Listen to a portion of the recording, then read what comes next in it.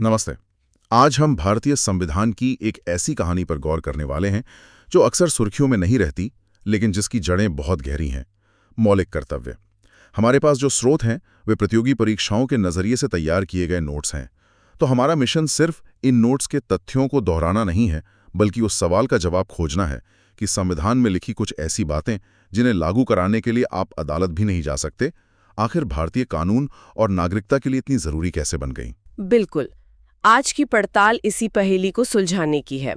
हम ये समझने की कोशिश करेंगे कि ये कर्तव्य संविधान में आए कैसे, खासकर उस दौर में जब देश आपातकाल से गुजर रहा था।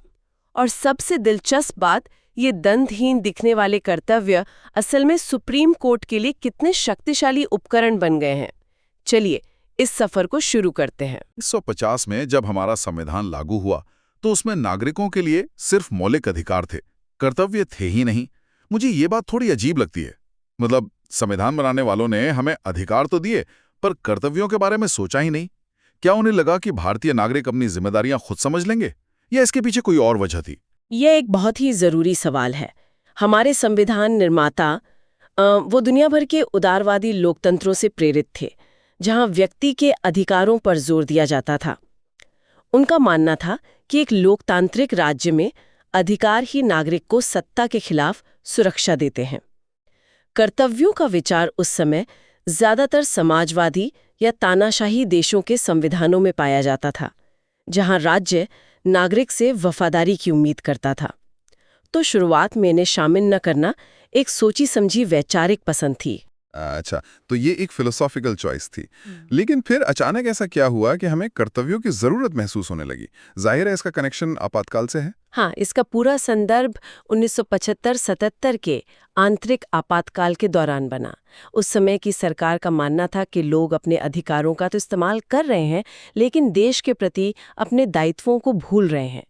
इसी माहौल में 1976 में कांग्रेस पार्टी ने सरदार स्वर्ण सिंह की अध्यक्षता में एक समिति बनाई।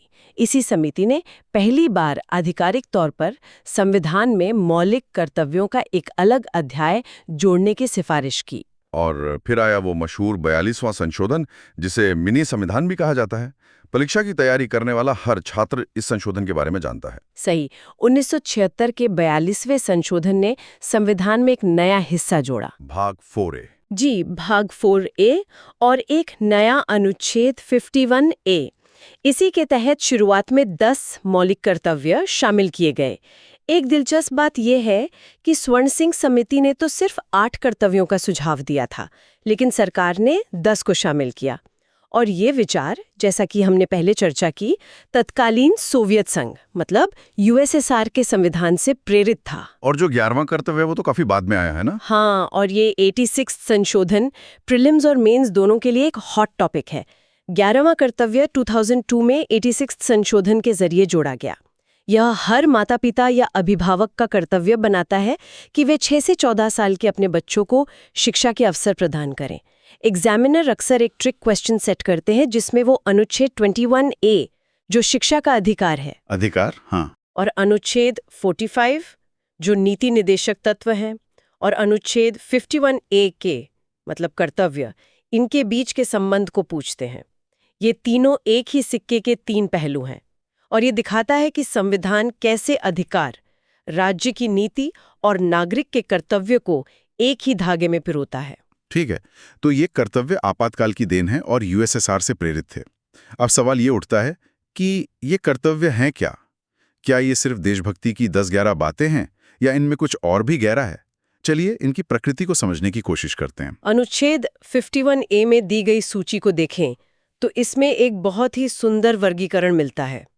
कुछ कर्तव्य नैतिक हैं, मतलब मॉरल, और कुछ नागरिक, मतलब सिविक, जैसे स्वतंत्रता के लिए हमारे राष्ट्रीय आंदोलन को प्रेरित करने वाले उच्च आदर्शों को हृदय में संजोए रखना और उनका पालन करना। ये एक नैतिक कर्तव्य है। ये आपकी अंतरात्मा से जुड़ा है। मतलब ये कुछ ऐसा है जिसे कोई बाहरी तौर पर माप नहीं सकता, ये एक आंतरिक मूल्य है। बिल्कुल। वहीं दूसरी तरफ संविधान का पालन करना और उसके आदर्शों, संस्थाओं, राष्ट्रध्वज और राष्ट्रगान का आदर करना, ये एक नागरिक कर्तव्य है। ये आपके बाहरी आचरण, आपके सार्वजनिक व्यवहार से जुड़ा है। ये दोनों तरह के कर्तव्य मिलकर एक जिम्मेदार नागरिक की पूरी तस्वीर बनाते हैं। और आज के दौर में तो कुछ कर्तव्य इतने प्रासंगिक लगते हैं कि यकीन नहीं होता ये 1976 में लिखे गए थे। जैसे कर्तव्य जी, वनों, झीलों, नदियों और वन्य जीवन सहित प्राकृतिक पर्यावरण की रक्षा और उसका संवर्धन करना। या कर्तव्य ई, भारत के सभी लोगों में समरसता और समान भ्रातृत्व की भावना का निर्माण करना। ये सिर्फ कर्तव्य नहीं बल्कि एक सस्टेनेबल और सामंजस्यपूर्ण समाज बनाने का ब्लूप्रिंट लगते हैं। आपने बहुत अच्छी बात कही। और जो छात्र मुख्य परीक्षा में उत्तर लिख रहे हैं, उनके लिए ये एक बेहतरीन तकनीक है। इन कर्तव्यों को सिर्फ किताबी ज्ञान की तरह न लिखें, उन्हें वर्तमान की घटनाओं से जोड़ें। पर्यावरण पर उत्तर लिखते समय कर्तव्य ग का जिक्र करें या सामाजिक सद्भाव पर लिखते समय कर्तव्य ई का। ये दिखाता है कि आपने सिर्फ रटा नहीं है बल्कि इन कर्तव्यों की आत्मा को समझा है। हाँ, यहां तक तो सब ठीक है, लेकिन अब हम उस सबसे बड़े और उलझाने वाले सवाल पर आते हैं जो इन कर्तव्यों से जुड़ा है। नोट्स में साफ लिखा है कि ये गैर न्यायोचित है, नॉन जस्टिशिएबल। तो अगर इन्हें लागू ही नहीं किया जा सकता तो ये संविधान में है ही क्यों? क्या ये सिर्फ एक नैतिक सुझावों की लिस्ट है? यही तो सबसे दिलचस्प बात है। सतह पर तो ये सुझाव लगते हैं, लेकिन असल में ये सुप्रीम कोर्ट के लिए एक, कह सकते हैं कि गुप्त हथियार की तरह है। गैर न्यायोचित होने का सीधा मतलब है कि अगर आपका पड़ोसी राष्ट्रगान के समय खड़ा नहीं होता तो आप इस आधार पर उस पर केस नहीं कर सकते कि उसने अपने मौलिक कर्तव्य का उल्लंघन किया है। संविधान सीधे तौर पर इनके उल्लंघन के लिए कोई सजा नहीं देता। तो फिर इनका महत्व क्या है? ये एक चेतावनी की तरह है। हाँ, एक तो ये नागरिकों को लगातार याद दिलाते हैं कि अधिकारों के साथ जिम्मेदारियां भी आती हैं। ये राष्ट्रविरोधी गतिविधियों जैसे झंडा जलाना या सार्वजनिक संपत्ति को नुकसान पहुंचाने के खिलाफ एक नैतिक दबाव बनाते हैं, लेकिन इनका असली और सबसे शक्तिशाली इस्तेमाल अदालतों में होता है। वो कैसे? ये वाला हिस्सा परीक्षा के लिए बहुत जरूरी लगता है। यहाँ 1992 के सुप्रीम कोर्ट के फैसले को समझना होगा। अदालत ने कहा कि किसी कानून की संवैधानिकता तय करते समय अगर अदालत ये पाती है कि वो कानून किसी मौलिक कर्तव्य को प्रभावी बनाने के लिए बनाया गया है, तो उस कानून को उचित या रीजनेबल माना जा सकता है। वाह, ये तो कमाल का पॉइंट है। मतलब एक कानून जो मौलिक अधिकारों जैसे अनुच्छेद 19 में दी गई स्वतंत्रता पर थोड़ी रोक लगाता हो, वो भी जायज माना जा सकता है अगर सरकार ये दलील दे कि हम तो मौलिक कर्तव्य लागू कर रहे हैं। ये तो संविधान की व्याख्या को पूरी तरह से बदल देता है। आपने बिल्कुल सही पकड़ा। तो जो गैर न्यायोचित दिखता है वो असल में दूसरे कानूनों को संवैधानिक वैधता देने का एक बहुत शक्तिशाली जरिया बन जाता है। ये इन कर्तव्यों का छिपा हुआ प्रभाव है। इससे अधिकार और कर्तव्य के बीच का रिश्ता और भी गहरा हो जाता है। ये एक दूसरे के विरोधी नहीं बल्कि पूरक हैं। हमारे स्रोत में भी इस पर जोर दिया गया है। बिल्कुल। शिक्षा का उदाहरण सबसे सटीक है। अनुच्छेद 21A बच्चे को शिक्षा का मौलिक अधिकार देता है। यह राज्य का दायित्व है। वहीं अनुच्छेद 51A के माता पिता पर यह कर्तव्य डालता है कि वे बच्चे को स्कूल भेजें। अधिकार और कर्तव्य मिलकर ही तो शिक्षा के लक्ष्य को पूरा कर सकते हैं। एक के बिना दूसरा अधूरा है। और यही बात अभिव्यक्ति की स्वतंत्रता पर भी लागू होती है। आपको बोलने का अधिकार है, लेकिन साथ ही सामाजिक सद्भाव बनाए रखने का कर्तव्य भी है। आप अधिकार की आड़ में नफरत नहीं फैला सकते। थ्योरी तो साफ है, लेकिन असली मजा तो तब आता है जब हम देखते हैं कि असल दुनिया में कोर्ट रूम में इन कर्तव्यों को इस्तेमाल कैसे होता है। कोई एक ऐसा केस बताइए जिसने वाकई इन कर्तव्यों को एक नई जान दे दी हो। इसके लिए MC महका बनाम कमलनाथ 2000 का मामला सबसे बेहतरीन उदाहरणों में से एक है। इस केस में एक निजी कंपनी ने नदी के किनारे की जमीन पर कब्जा करके उसके प्राकृतिक प्रवाह को बदल दिया था। सुप्रीम कोर्ट ने न केवल उस कंपनी पर भारी जुर्माना लगाया, बल्कि पर्यावरण की रक्षा के मौलिक कर्तव्य मतलब अनुच्छेद 51AG का हवाला देते हुए कहा कि प्राकृतिक संसाधनों की रक्षा करना हर नागरिक का दायित्व है। इस फैसले ने इस कर्तव्य को एक कागजी नियम से एक जीवित सिद्धांत बना दिया। और राष्ट्रीय पुरस्कारों वाला मामला भी तो है, बालाजी राघवन बनाम भारत संघ। हाँ, उस मामले में भारत रत्न जैसे पुरस्कारों को चुनौती दी गई थी, लेकिन सुप्रीम कोर्ट ने कहा कि ये पुरस्कार नागरिकों को उत्कृष्टता की ओर बढ़ने के लिए प्रेरित करते हैं, जो कि सीधे सीधे मौलिक कर्तव्य जे से जुड़ा है। तो आप देख सकते हैं कि कैसे अदालतें इन कर्तव्यों का इस्तेमाल कानून की व्याख्या करने और सरकारी नीतियों को सही ठहराने के लिए एक मार्गदर्शक के रूप में करती हैं। ठीक है, तो ये साफ हो गया कि ये कर्तव्य गैर न्यायोचित होते हुए भी महत्वपूर्ण हैं। लेकिन फिर भी सवाल अपनी जगह है, क्या इन्हें लागू करने के लिए कोई ठोस तंत्र बनाने की कोशिश हुई?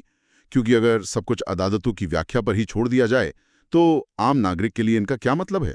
ये एक बहुत ही व्यवहारिक सवाल है और इसी सवाल का जवाब खोजने के लिए 1998 में न्यायमूर्ति J.S. वर्मा की अध्यक्षता में एक समिति का गठन किया गया था।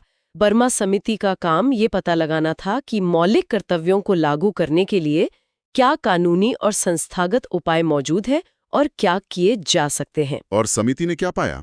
ये जानकारी तो सीधे सीधे परीक्षा में पूछी जा सकती है। समिति ने एक बहुत ही शानदार काम किया। उन्होंने ये नहीं कहा कि हर कर्तव्य के लिए एक नया कानून बनाओ, बल्कि उन्होंने उन मौजूदा कानूनों की एक सूची तैयार की जो पहले से ही कई मौलिक कर्तव्यों को अप्रत्यक्ष रूप से लागू कर रहे थे। उन्होंने दिखाया कि प्रवर्तन का ढांचा पहले से मौजूद है, बस उसे पहचानने और प्रभावी ढंग से इस्तेमाल करने की जरूरत है। अच्छा, ये तो बहुत दिलचस्प है। मतलब कर्तव्यों को लागू करने वाले कानून पहले से ही थे, बस उन्हें इस नजरिए से देखा नहीं गया था। कुछ उदाहरण दे सकते हैं? बिल्कुल। जैसे पहला कर्तव्य है संविधान, राष्ट्रध्वज और राष्ट्रगान का सम्मान करना। सही है। इसे लागू करने के लिए राष्ट्रीय गौरव अपमान निवारण अधिनियम 1971 पहले से मौजूद है, जो इनके अपमान को दंडनीय अपराध बनाता है। फिर पर्यावरण की रक्षा का कर्तव्य है। इसके लिए वन्य जीव संरक्षण अधिनियम 1972 और वन संरक्षण अधिनियम 1980 जैसे कई कड़े कानून हैं। सही है। पर वोट मांगने से रोकता है, जो सीधे सीधे इस कर्तव्य को बल देता है। तो वर्मा समिति ने दरअसल ये साबित कर दिया कि ये कर्तव्य सिर्फ नैतिक उपदेश नहीं है, बल्कि इनके पीछे कानूनी ताकत भी है, भले ही वो दूसरे कानूनों के जरिए आती हो। इसने तो पूरी बहस का रुख ही मोड़ दिया होगा ना। हाँ, इसने ये स्पष्ट कर दिया कि मौलिक कर्तव्यों का प्रवर्तन संभव है।